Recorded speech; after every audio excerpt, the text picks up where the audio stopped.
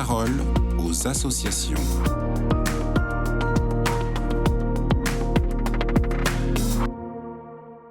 Bonjour à tous, bienvenue dans La Parole aux associations. Aujourd'hui, je suis avec Jean-Damien Lelièvre. Bonjour Jean-Damien. Bonjour Agnès. Vous êtes le président de l'association Aux Captifs La Libération.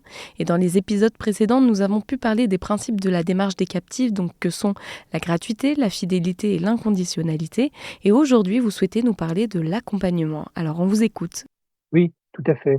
En fait, l'association a été créée par Patrick Giros, qui était un prêtre du diocèse de Paris.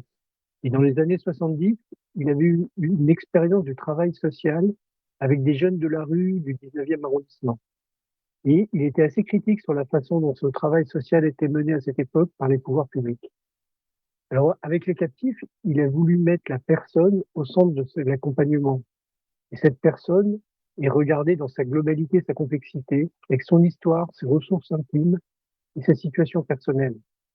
En fait, il faut comprendre que la personne n'est pas simplement vue comme un bénéficiaire de droits sociaux qui va devoir s'adresser à différents guichets. Nous disons que nous voulons prendre en compte l'intégralité de la personne. Alors, et donc concrètement, qu'est-ce que vous faites pour ça ? Alors concrètement, en partant des désirs et des projets de la personne, nous proposons un accompagnement dans toutes les dimensions. Dimensions sanitaires et sociales, psychologiques, culturelles, spirituelles et religieuses. Ça veut dire, par exemple, qu'on va amener la personne à prendre soin d'elle-même et à accepter de consulter un médecin. Ou bien, on va l'accompagner progressivement à quitter la rue et à chercher une solution d'hébergement. Idem pour trouver un travail. En fait, ce sont des accompagnements qui s'inscrivent toujours dans la durée. Et en plus de tout cela, nous organisons aussi des activités que nous appelons de dynamisation. Ce sont des rencontres sportives, des ateliers de dessin, des ateliers d'écriture et de théâtre, des sorties culturelles ou des séjours de rupture. Finalement, vous distinguez la dimension spirituelle et la dimension religieuse. Oui, c'est vrai. La dimension spirituelle de la personne, c'est la réponse au questionnement existentiel que tout homme peut se poser. Et nous constatons que les personnes de la rue, qui vivent dans des situations difficiles, sont souvent en recherche de sens. Pourquoi je suis dans cette galère? Quel est mon avenir? Dieu a-t-il voulu cela? Et nous voulons accompagner les personnes de la rue dans cette recherche de sens. Alors que la dimension religieuse, c'est d'avoir une démarche de croyant qui permet de trouver des réponses à ces questions existentielles. Cette dimension peut se vivre au travers d'une religion. Et dans la rue ou dans les bois, nous rencontrons des personnes de toutes les religions. Mais alors, avant tout, vous êtes une association catholique.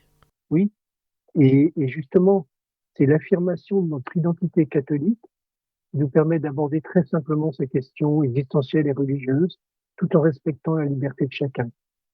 Nous pouvons ainsi proposer une démarche religieuse avec des prières, des célébrations, des pèlerinages.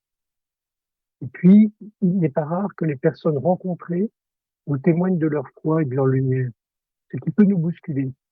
Je me souviens d'une tournée particulièrement difficile dans le bois de Boulogne, où je m'étais vraiment senti impuissant face à un jeune en grande souffrance.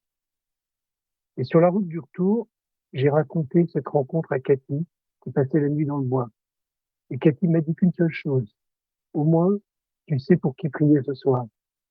Et ça, c'est une phrase qui me nourrit encore aujourd'hui.